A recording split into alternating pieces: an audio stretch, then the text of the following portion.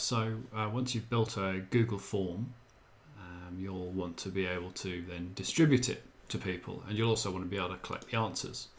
So the big send button in the top right hand corner here is a bit of a giveaway. So we'll click that, and you can send it to people via email. You can get a link, which I recommend you shorten, or you can actually embed it on your website. You can also, Google Plus and so forth with it as well. So just before we go and do that though, there's actually one important thing that's not on that screen. So let's go across to responses. My apologies, sorry. Let's click on settings, and under general here, you want to make sure that this is unticked, right? So if I have this ticked, it means that only people with a login to my 65 account will be able to submit, okay? Now, this restriction allows you to use some of the things like file uploads, the question types for file uploads. When you untick it, because it then becomes public, there's a couple of field types that you cannot use anymore. So we're going to untick that. You can force people to collect an email address, which means that they'll need a Google account to do that. So we'll just untick that. We'll untick that. Now that makes this form public. Now when I click on send, if I take this link now, what I'm going to do is just open up a new incognito window. So this is a window where I'm not logged into anything. There's no cookies, no browser session. And here we go. There's my form. Just to illustrate that, I'm going to change this and save it so that it's only restricted to us, and then come back and refresh this, and what will happen is I'll get told to come and log in. Okay, so that's because it's expecting me to be able to log into a 65 account. All right, so settings, untick that, make it public, click save, and then click on send. Now you can take your link here, so I'm going to shorten this just because it makes it a bit easier.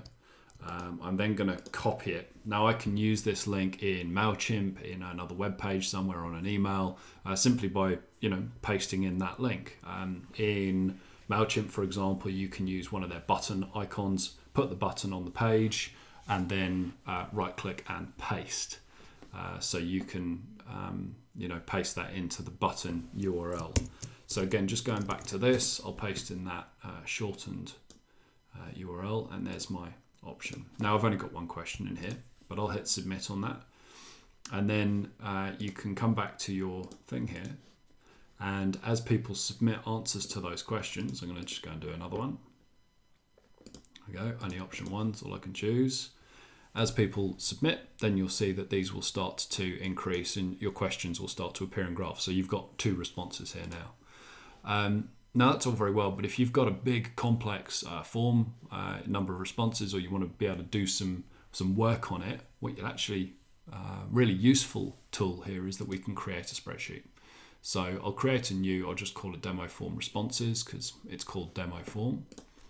And what that's going to do is create a spreadsheet inside a Google Drive for me. And there's my question with the answers in it and the timestamp that people submitted that form.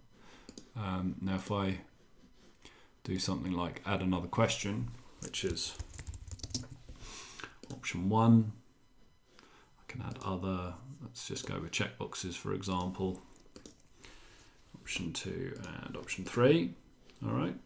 And then I come back as my member of the public and submit another version. There we go, option 1, submit. Those things will update not only in the responses, so you can see I've now got a chart for these, but also if you want to do something a bit more involved in Excel, they'll start to come in through here as well.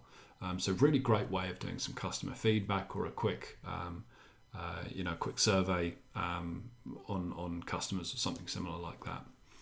So hopefully that answers all the questions.